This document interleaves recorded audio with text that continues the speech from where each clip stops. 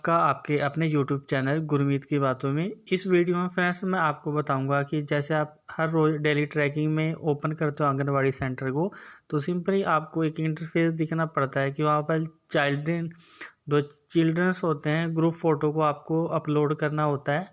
तो आज मैं उसके बारे में जो गाइडलाइन है उनके बारे में आपको बताऊँगा कि आपको किस प्रकार की फ़ोटो जो है वो कैप्चर करनी है, ताकि आपका सही कार्य जो है वो सही से और अच्छे तरीके से होता रहे। तो सबसे पहले आपको पोषण ट्रैकर ऐप को खोलना है।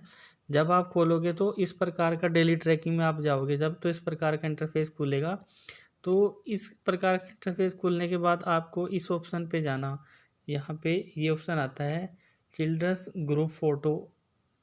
यहाँ पे तो आपको सिंपली यहाँ पे ये लिखा आएगा, यहाँ पे ये फ़ोटो इस प्रकार की आएगी और यहाँ पर दो ऑप्शन आपको देखने को मिलते हैं, एक प्रोसेस का और एक स्किप का। तो अभी काफ़ी सारी आंगनबाड़ी जो हैं इसको स्किप कर रही हैं, लेकिन आप इसे स्किप ना करें। जो आंगनबाड़ी में बच्चे आते हैं आपके पास, तो उनकी आपको सिंपली एक ग्रुप फ़ोटो सुबह अपलोड करनी होती है इस पर उतार कर। तो इसमें बेसिकली फ़ोटो में ये बताया गया है कि भाई किस प्रकार से आपको बच्चों को लाइन में इकट्ठा करना है और किस प्रकार से उनको मैनेजमेंट करना है, ग्रुप में बच्चों की फ़ोटो उतारनी है। तो सबसे पहले जैसे पिक्चर्स में दिखाया गया है, तो आपको सारे बच्चे इसी प्रकार से खड़े करने हैं। जैसे छोटे बच्चों को सबसे आगे खड़ा करना है, फिर उससे बड़े बच्चों को थोड़ा आगे करना है, फिर जो सबसे बड़े हैं उनको सबसे पीछे करना है खड़ा। और ये ध्यान रहे कि जो बच्चे हैं उनका फेस बिल्कुल सही तरीके से दिखना चाहिए, यानी कि जो बच्चा है उस बच्चे के फेस के पीछे दूसरे बच्चे का फेस छिपा होना नहीं चाहिए। जैसे इस पिक्चर्स में आपको यहाँ पर दिखाया गया है कि देखिए ये बच्चा है, जैसे इस बच्चे के पीछे किसी का फेस नहीं है, इस प्रकार ये बच्चा है तो इसके पीछे किसी का फेस नहीं है।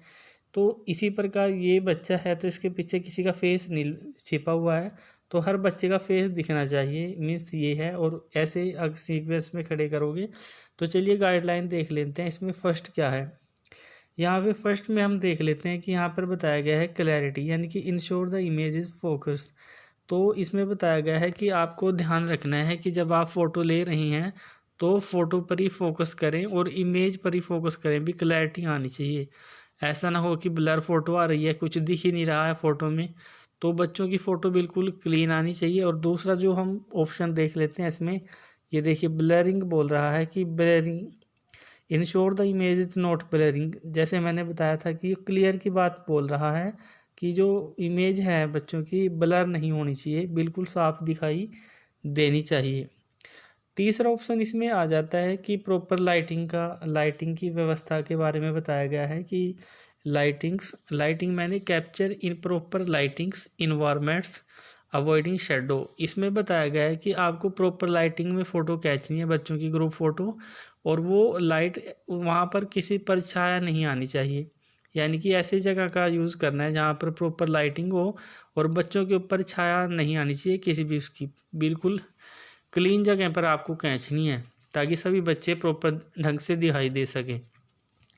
उसके बाद इसमें ये आता है, अगला ऑप्शन आता है कि शूट फ्रॉम आई लेवल और स्लाइटली अबो अवॉइड लो एंगल्स। तो आपको बच्चों की प्रॉपरली लेनी है सारी फ़ोटो, ये नहीं कि आपने कुछ बच्चों की तो पूरी फ़ोटो ले लिया और जो पीछे के बच्चे हैं उनके आंखें दिखाई दे रही हैं, सिर दिखाई नहीं दे रहा।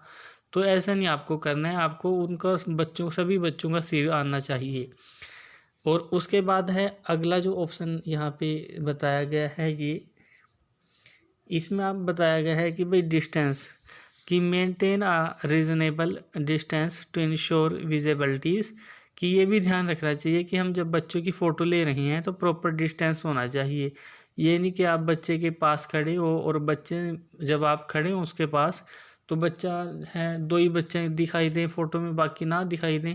यानी कि प्रॉपरली इस जगह पर हम इतनी दूर खड़ा होना है ग्रुप से कि भाई सारे के सारे जो हैं बच्चे फ़ोटो में आ जाएं और सबके सिर भी आने चाहिए उसमें, और फेस बिल्कुल क्लीन होने चाहिए सबके। उसके बाद आगे आता है ये वाला हिंसा कि अवॉइड ब्लॉकिंग्स ऑब्जेक्ट और ओवरलैपिंग्स इन इंडिविजुअल। तो इसमें ये बताया गया है, जैसे मैंने ऊपर बताया था कि एक बच्चा जैसे आगे खड़ा है तो दूसरा बच्चा उसके बिल्कुल पीछे नहीं होना चाहिए, क्योंकि अगर आगे बच्चा खड़ा होगा तो पीछे उसका फेस नहीं दिखाई देने का।